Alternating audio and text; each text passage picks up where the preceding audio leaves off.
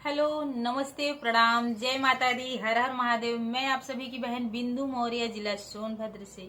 और मैं आपकी बहन संजू मौर्य, जिला सोनभद्र से। हम दोनों बहनें मिलकर आज एक बहुत ही प्यारा होली गीत लेकर आ रहे हैं आप लोगों के बीच शानदार में। होली गीत है। बहुत ही शानदार होली गीत है। कैसा लगेगा आप लोग कमेंट के माध्यम से जरूर बताइएगा।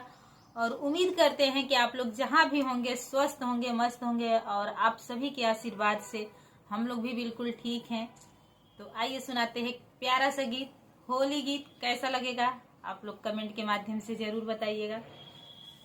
हमहु झार बलम्बी केस, ए पिया का कही मांगाई दा। हमहु झार बलम्बी केस, ए पिया का कही मांगाई दा।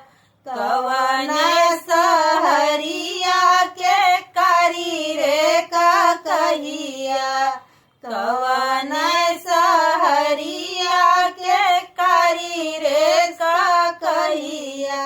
अरे कवन सहरिया कतेल हो, अरे हो कवन सहरिया कतेल, ए पिया का कही मांगाई दा। हमहु झार बलम्बी केस, ए पिया का कही मांगाई दा। हमहु झार बलम्बी केस, ए पिया का कही मांगाई दा। चौपन सहरिया के कारी रे का कहिया, चौपन सहरिया का कारी रे का कहिया। अरे रावटगंज से लाई दी तेल हो, अरे रावटगंज से लाई दी तेल, ए पिया लाई द का कहिया।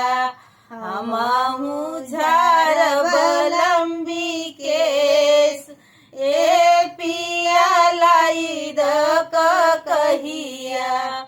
कवने सहरिया का कारी रे का कहिया, कवने सहरिया का कारी रे का कहिया।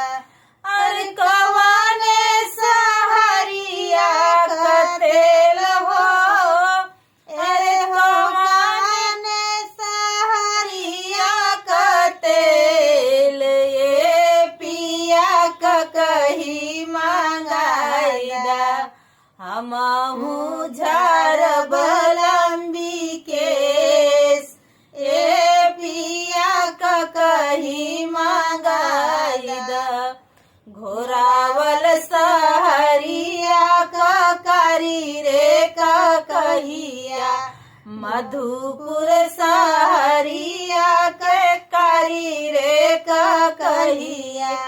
अरे शाहगंज से लाई दी तेल हो, अरे शाहगंज से लाई दी तेल, ए पिया का कही मांगाई दा।